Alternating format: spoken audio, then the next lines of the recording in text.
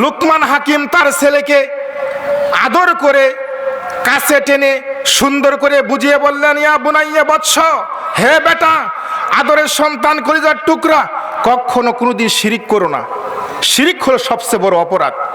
লুকমান হাকিম যেভাবে তার ছেলেকে সুন্দর করে বুঝিয়ে বললেন, শিরিকের ব্যাপারে অবগত করলেন, এরকমভাবে প্রত্যেকের আমাদের দায়িত্ব কর্তব্য হলো সন্তানদেরকে শিরিক সম্পর্কে অবগত করতে হবে, শিরিক সম্পর্কে বোঝাতে হবে কোনটা শিরিক কোনটা শিরিক না।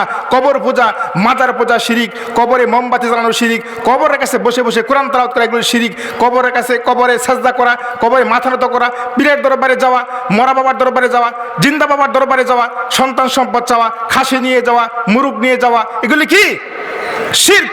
এগুলি সম্পর্কে আমাদের অবগত করতে হবে। শিরক একটি মারাত্মক অপরাধ, একটি ভয়াবহ অপরাধ। সম্মানিত সুধীবৃন্দু, আল্লাহ রাব্বুল আমিন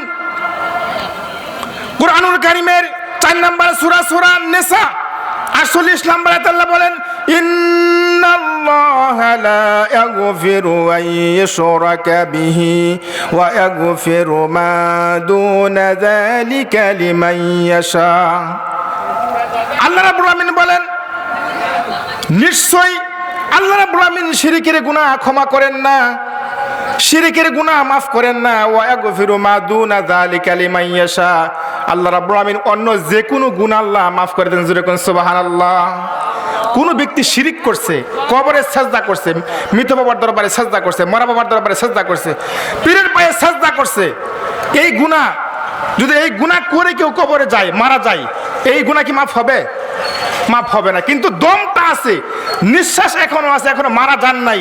যদি আপনি এই গুনার জন্য আল্লাহর দরবারে তাওবা করেন, কাঁদেন, কান্নাকাটি করেন, তাহলে ক্ষমা হবে কি হবে না? আল্লাহ রাব্বুল আমিন কুরআনুল কারীমের সূরা আল ফুরকান 70 নম্বর আয়াতে আল্লাহ বলেন, ইল্লা মান তাবা ওয়া আমানা ওয়া আমিলা আমালান সালিহান ফাউলাইকা ইউবাদদিলুল্লাহু সাইয়্যাতিহিম হাসানাতিন ওয়া কানাল্লাহু গাফুরুর রহিমা। যারা শিরক করেছে, অনেক বড় অপরাধ করেছে, কিন্তু যারা তাওবা করবে, ও আমানা ঈমান আনবে, আমলে সলেহ করবে, নেক আমল করবে, আল্লাহ বললেন ফাউলাইকা ইউবাদদিলুল্লাহু সাইয়্যাতিহিম হাসানাতিন, তাদের জীবনের সমস্ত পাপগুলিকে নেকিতে পরিবর্তন করে দেওয়া হবে। যেরকম সুবহানাল্লাহ।